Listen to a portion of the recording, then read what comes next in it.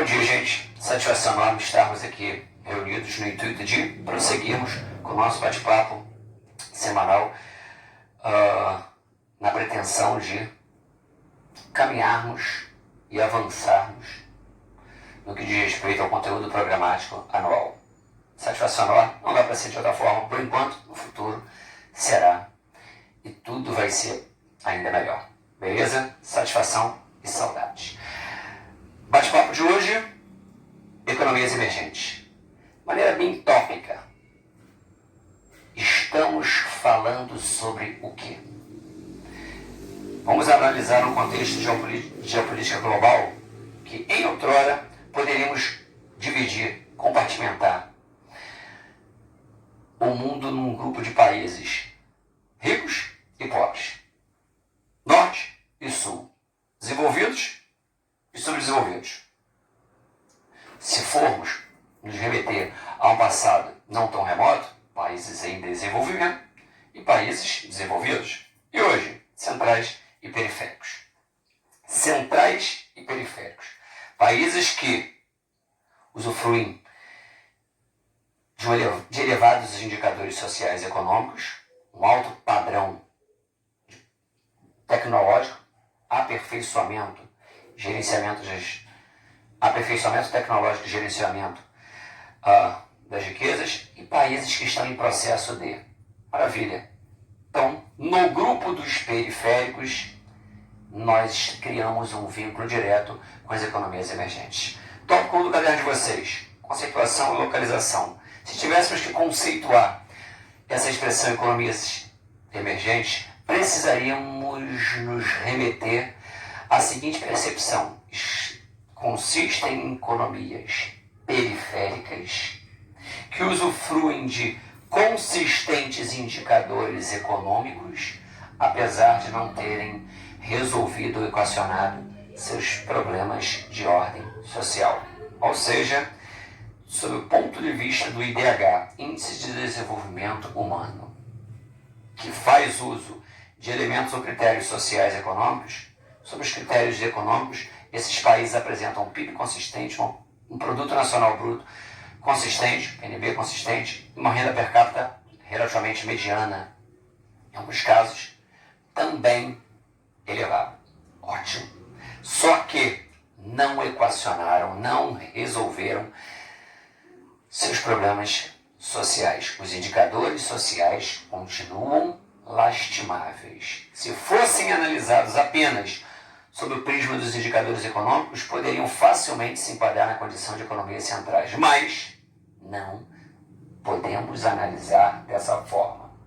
Então, as economias emergentes, elas ganham legitimidade, ganham representatividade, ganham respeito no cenário global em decorrência de, no intervalo X de tempo, estarem apresentando ao mundo elevados, consistentes indicadores econômicos. O mundo precisa, diante da lógica de circulação do capital, levar em consideração as economias emergentes. Ótimo. Diante disso, precisamos fazer uma análise breve, mas uma análise histórica. Até a década de 80, não existia essa expressão economias emergentes. Nós tínhamos a sigla, nós tínhamos uma expressão que os caracterizava, os NICs, do inglês, países recentemente industrializados, até a década de 80. Depois, houve uma reintitulação desses países e eles começaram a ganhar ainda mais prestígio, mas agora com uma nomenclatura alterada. Se tivéssemos a possibilidade de elucidar, exemplificar na América países que se enquadram nessa condição, facilmente Argentina, Chile, México, Brasil fariam parte desse grupo. Se tivéssemos a possibilidade de fazer uma análise na África, a África do Sul seria o país mais emblemático.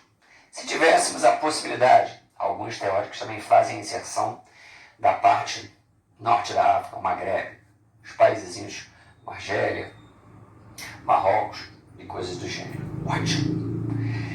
Se tivéssemos que fazer essa análise na Ásia, Dragão, China, tigres asiáticos, Coreia do Sul, Hong Kong, Taiwan, Singapura, Tailândia, Malásia, Indonésia, facilmente seriam enquadrados nessa condição. Se tivéssemos que fazer essa análise na Europa, pegaríamos a Rússia. Vamos colocar um asterisco sobre essa Rússia. Por quê? Porque não são todos os teóricos que contemplam a Rússia na condição de economia emergente.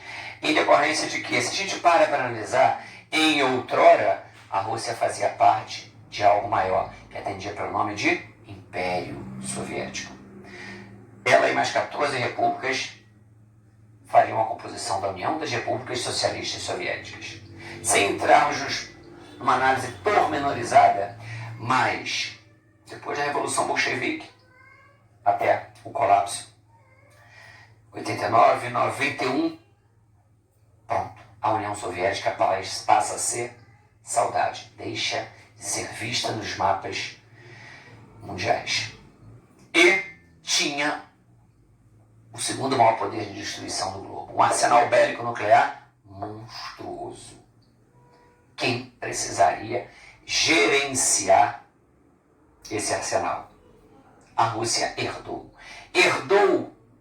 o dever de gerenciar, e apertando 2 botões acabar com 2/3 do planeta, herdou essa responsabilidade, herdou esse arsenal, herdou a capacidade de impor medo ao mundo, ainda que com a economia entrando em colapso, mas com poder de destruição absurdamente representativo.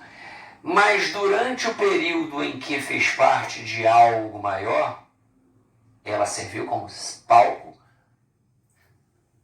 para a sede do poder central soviético. O Kremlin ficava na Rússia. Diante disso, ela absorveu um conjunto de benfeitorias, melhorias, do ponto de vista do ordenamento do espaço geográfico, que passaram a ser gerenciados por ela autônoma. Diante disso, alguns teóricos não concebem a Rússia como uma economia emergente porque ela não caminhou de forma independente e autônoma, construindo uma representatividade, construindo um papel de sobrevalorização no cenário internacional. Não caminhou com as próprias pernas. Tudo que ela hoje apresenta no cenário mundial faz parte de um contexto que remete a uma situação mais ampla e que atende pela sigla de União das Repúblicas Socialistas Soviéticas. Diante disso, não são todos os teóricos que inserem a Rússia na condição de economia emergente. Ótimo. Dá uma pausa e vamos jogar para o tópico 2. Tópico 2 esse que tem a pretensão de trazer à tona algumas das características básicas observadas nas economias emergentes. Em suma, e entre parênteses, fatores do crescimento das economias emergentes. Fechamos parênteses. E quais seriam esses fatores? O que esses países apresentam e que outras economias periféricas não têm conseguido apresentar? Nós poderíamos criar aí um cabedal bastante extenso, mas em algumas situações nós perceberíamos que algumas dessas características poderiam ser vistas em maior ou menor proporção em algumas economias emergentes. Então vamos tentar nos prender àquelas que são mais emblemáticas e que se colocam de forma marcante em todas as economias emergentes. Mercado consumidor interno bastante estruturado. Temos um parque industrial consistente e muito ramificado. A base da economia deve estar atrelada aos setores secundário e terciário,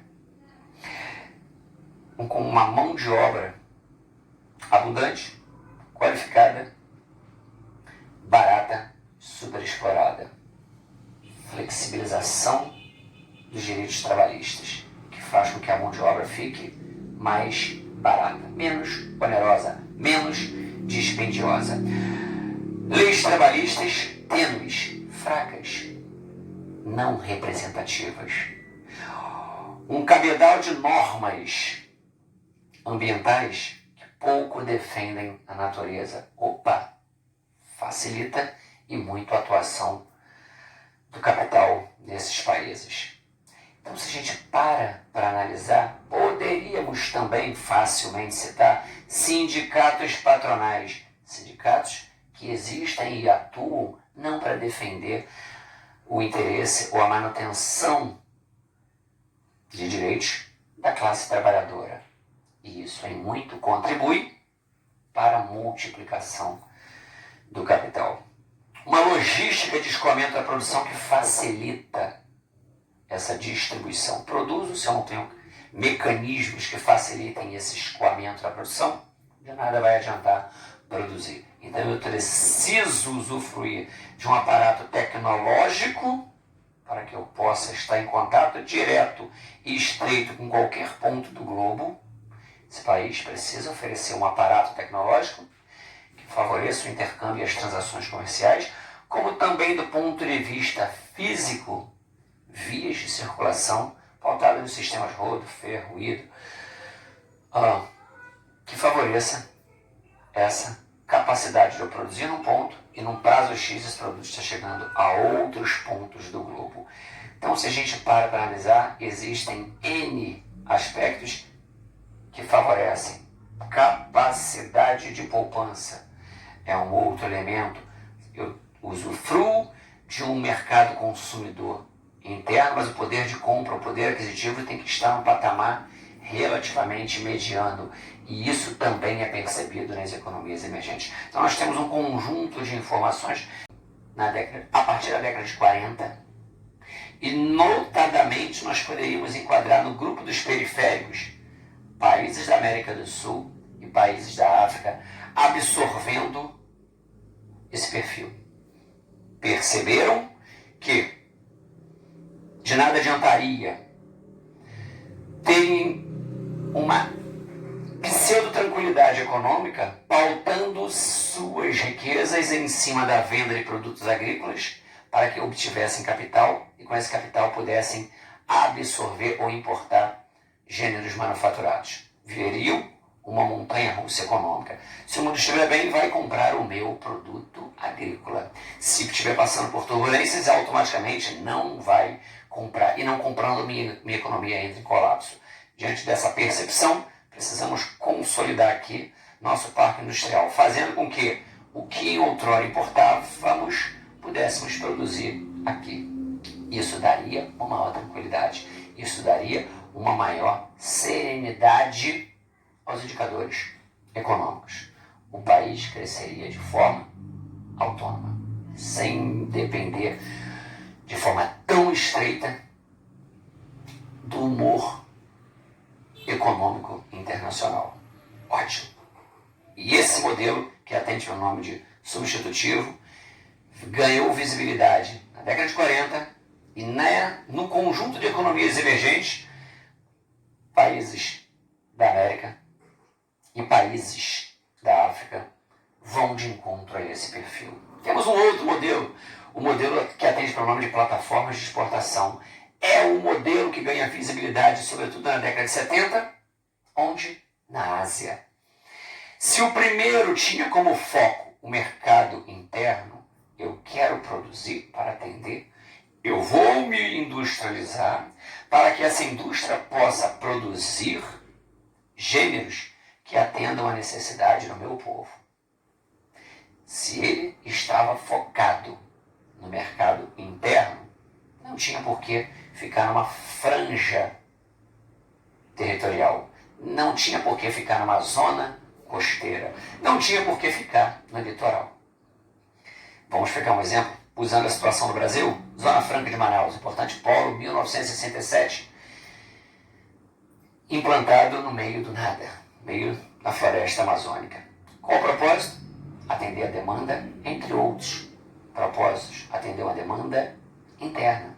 Fazer com que mecanismos de incremento econômico pudessem ser implantados no meio de uma área que não atraía o interesse nem de ocupação da população, tampouco de grandes corporações, nacionais ou internacionais. Então, se eu implanto nessa área um polo industrial e ofereço vantagens, mão de obra mais barata, isenção de tributos, automaticamente eu torno essa área sedutora pelo prisma econômico. E corporações vão se transferir para essa área sabendo que, se produzirem lá, terão um lucro sobrevalorizado. Ótimo, maravilha. Fica numa área interiorana porque atende o mercado interno.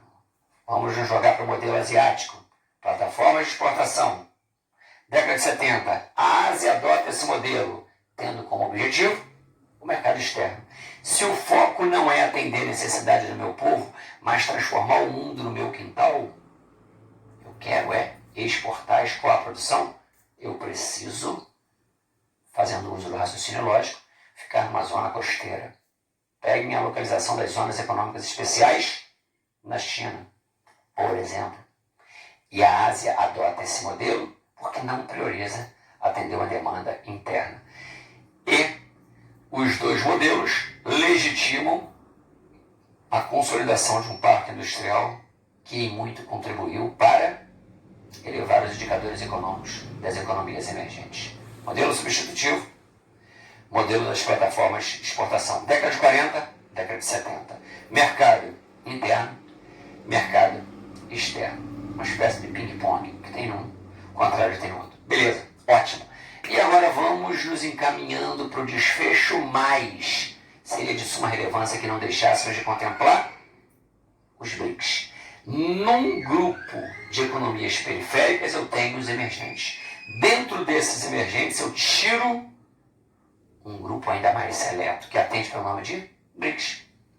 Um grupo de países inicialmente formado por Brasil, Rússia, Índia e China. Mais tarde a África do Sul também passa a fazer parte desse grupo. Ótimo. Na verdade, em 2006, reuniões acontecendo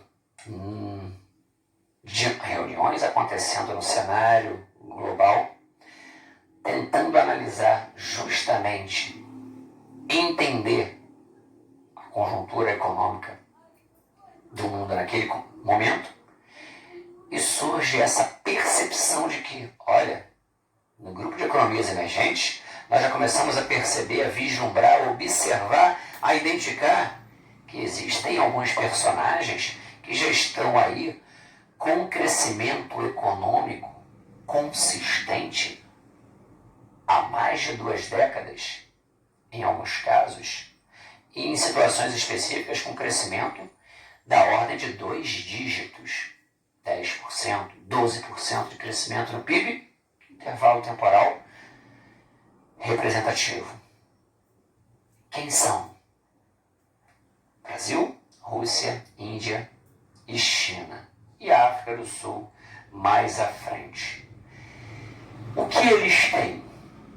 No primeiro momento, eles começaram a chamar mais atenção do que os demais países periféricos por conta de sentarem à mesa de negociação nas reuniões de cúpula mundial e apresentarem resultados, apresentarem diante da demanda externa a capacidade de entrar no circuito, na ótica de circulação do capital mundial, oferecendo todos aqueles elementos que eu havia salientado no item 2 de forma muito sólida. Não era apresentar, é apresentar de forma que atendesse aos interesses das economias centrais. Mas 2 fatores conseguiam demonstrar que eles tinham aspectos que em muitas situações, inclusive algumas economias centrais não usufruem, e que os deixavam numa menor vulnerabilidade diante de turbulências, macroturbulências externas. Se a gente para analisar, os BRICS atualmente ainda apresentam um parque industrial não apenas sólido e bem estruturado, como extremamente diversificado, que consegue se colocar de forma competitiva em todos os ramos ou segmentos que diz respeito à indústria de bens de consumo duráveis, bens de consumo não duráveis ou leve, todos as indústrias de bens de construção, todos os ramos industriais são bastante estruturados, solidificados nessas economias que atendem pelo nome de BRICS. Além disso, eles apresentam um mercado consumidor interno com alto poder de demanda. Isso faz toda a diferença, porque se o mundo estiver passando por turbulências e não conseguir absorver os meus produtos, eu mudo o foco e, em vez de escoar a produção, eu passo a direcioná-la ao mercado interno. E isso não vai fazer com que a minha empresa precise deixar de produzir, diminuir a quantidade de funcionários ou coisas do gênero, que em cadeia poderia culminar para uma retração no crescimento do PIB. Eu tenho um plano A. Se o plano A falhar ou, eventualmente, não estiver no patamar, no ritmo esperado, eu reestruturo e vou continuar mantendo o meu ritmo, atendendo a minha população. Ou seja, um plano B é bastante sólido. Isso faz com que as oscilações econômicas elas não se coloquem de forma tão clara. A vulnerabilidade seja infinitamente menor. Hoje, esse Banco Mundial, hoje esse BRIC, que tem o Szinho, de África do Sul, esse grupo, formado por 5 países, ele ainda tem um adendo, um complemento, um aspecto muito peculiar e que faz de enfrentamento ao Banco Mundial. Um banco de fomento próprio. Um fundo de amparo comum. É como se estivéssemos dizendo, opa, então existe o BIRD?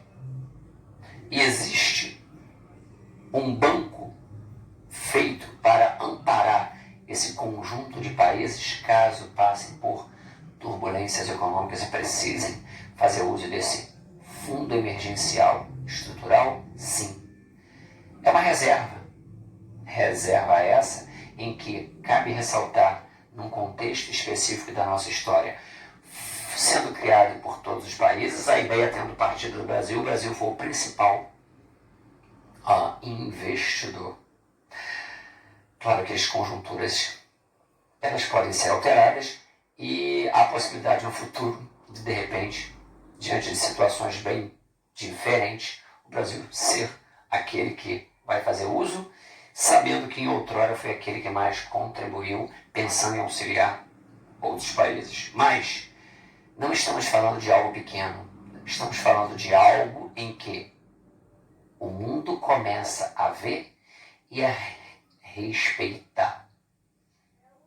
Economias emergentes já é um patamar de destaque.